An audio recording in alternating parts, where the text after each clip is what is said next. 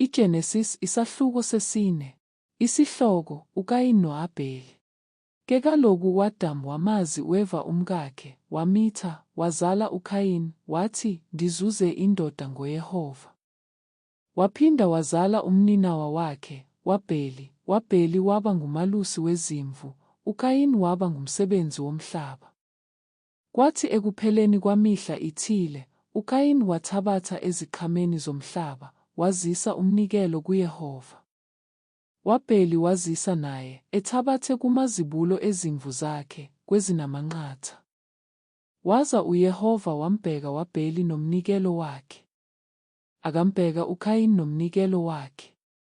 Waqumba kunene uKayini, basangana ubuso bakhe. Wathi uYehova kuKayini, "Yini na ukuba uqumbe, yini na ukuba busangane ubuso bakho? Ukuba uthe walungisa, abuyi kuswabuluka ubuso yini na? Ukuba uthe akwalungisa, isono sibuthumile ngasesangweni, singxamele wena, ke wena, silawule." Wathetha uKayini no-Abheli umninawa wakhe, kwathi besendle, wesuka uKayini wamvunukela u-Abheli umninawa wakhe, wambulala. Wathi uYehova kuKayini, "Uphi na u-Abheli umninawa wakho?" Wathi yena, "Andazi, ndingumgcini womninawa wami, yini na?" Wathi, "Wenze ntoni na? Izwi legazi lomninawa wakho liyakhala emhlabeni kum. Ngoko uqalekisiwe emhlabeni, owakhamise umlomo wawo ukuba ulithabathe igazi lomninawa wakho esandleni sakho. Xinikweni uwusebenzayo umhlaba, awusayi kuphinda ukunike amandla awo, uyakubhadula uphalaphale ehlabathini." Wathi uKayini kuYehova, "Ithala lami likhulu ngokungenakuthwalwa. Yabona, undigxothile namhla phezu komhlaba, ndiya kusithela nasebusweni bakho, ndibhadule, ndiphalaphale ehlabathini, bathi bonke abantu abandifumanayo bandibulale." Wathi uYehova kuye, "Xa kunjalo, bonke ababulala uKayini kophindezelwa kubo kasixhenxe." UYehova wamisela uKayini umqondiso, ukuze bonke abamfumanayo bangamsiki. Waphuma uKayini, wemka ebusweni bukaYehova, wahlala ezweni lakwakuphalaphala phambi kwe-Edeni.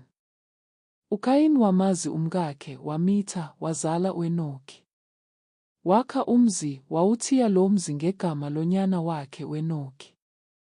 U-Enoki wazalelwa u-Iradi, u-Iradi wazala uMehuyaheli, uMehuyaheli wazala uMethusaheli, uMethusaheli wazala uLameki.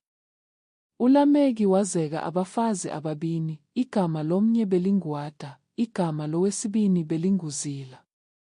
Wada wazala uYabhali, yena waba nguyise wabahlala ezintenteni nabafuyileyo.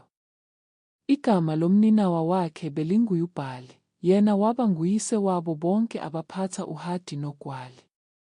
UZila uthe naye wazala uTubhalekayini, obekhanda yonke impahla enobukhali yobhedu nesinyithi, udade woTubhalekayini ebenguNahama. Wathi uLameki kubafazi bakhe, Ada noZila, "Liveni ilizwi lami. Bafazi bakaLameki, phulaphulani intetho yami. Sendibulele indoda ngenxa yenxeba lami, nendodana ngenxa yomvumbo wami." Xa uKayini aya kuphindezelwa kasixhenxe, yena uLameki uya kuphindezelwa ka-17. U-Adamu wabuya wamazi umkakhe, wazala unyana, wathi igama lakhe nguSethi, kuba wathi, "UThixo undimisele enye imbewu esikhundleni sika-Abheli owabulawa nguKayini." USethi naye wazalelwa unyana, wathi igama lakhe ngu-Enoshe. Kwaqalwa oko ukunqulwa igama likaYehova.